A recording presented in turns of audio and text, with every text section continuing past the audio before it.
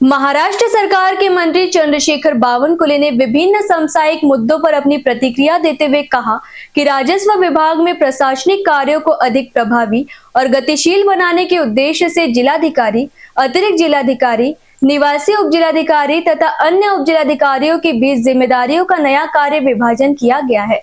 उन्होंने बताया कि इस संबंध में पहले भी निर्णय लिया गया था, लेकिन बदलते समय और बढ़ते प्रशासनिक कार्यों को देखते हुए मुख्यमंत्री के निर्देशानुसार जिम्मेदारियों का पुनर्वितरण किया गया है। इससे राजस्व विभाग के अधिकारी अधिक प्रभावी ढंग से कार्य कर सकेंगे। उप मुख्यमंत्री एकनाथ शिंदे के स्वास्थ्य को लेकर उन्होंने कहा कि पिछले 3-4 दिनों से उनकी तबीयत ठीक नहीं थी, लेकिन अब वे पूरी तरह स्वस्थ है। उम्मीद है कि सोमवार या मंगलवार से वे फिर से विधानसभा की कार्यवाही में सक्रिय रूप से शामिल होंगे।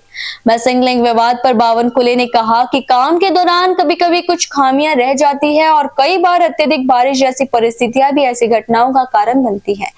उन्होंने बताया कि इस अवधि में संबंधित ठेकेदार ही रखरखाव का कार्य करता है और डिफेक्ट लायबिलिटी पीरियड के तहत आवश्यक मरम्मत भी उसी की जिम्मेदारी होती है, जिससे सरकार पर अतिरिक्त आर्थिक बोझ नहीं पड़ता।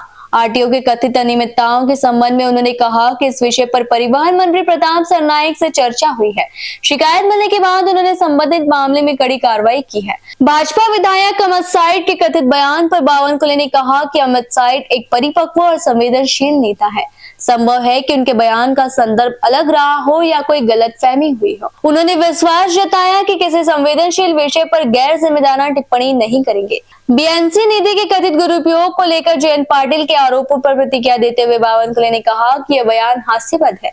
उन्होंने कहा कि जयंत पाटिल को पहले अपने सहयोगी दल के शासनकाल से हुई घटनाओं की समीक्षा करनी चाहिए।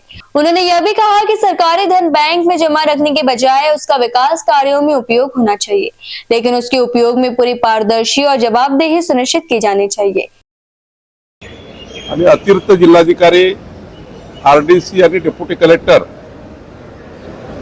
यांच्याकडे काय काय जबाबदाऱ्या असाव्या।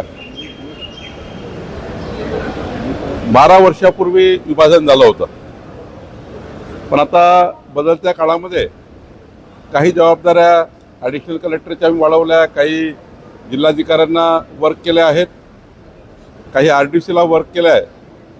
त्यामुळे योग्य पद्धतीनं कामाचं जे काही विभाजन झालं तर अजून गतिमान प्रशासन होण्याकरता फार आपल्याला त्याचा उपयोग होईल।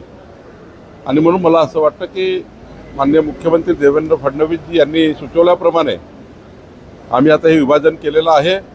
नक्कीच आमचे जिल्हाधिकारी आणि ॲडिशनल कलेक्टर, आरडीसी आणि डेप्युटी कलेक्टर, तहसीलदार या विभाजनानंतर चांगल्या पद्धतीने काम करतील आणि जी अपेक्षा सरकारची आहे ती पूर्ण करतील।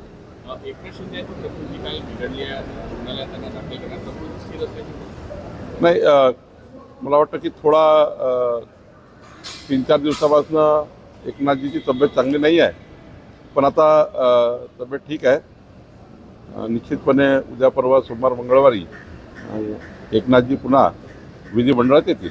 मिसिंग लिंक जे फोटो काही येतात, व्हिडिओ येतात, मिसिंग लिंकवरती 2 महिन्यामध्ये खड्डे पडले आहे मुंबई पुणे एक्सप्रेस वेवरच्या, त्याकडे सरकार कसं होते? पाऊस जास्त झाला आहे यावर्षी मिसिंग लिंक तयार झाली आहे।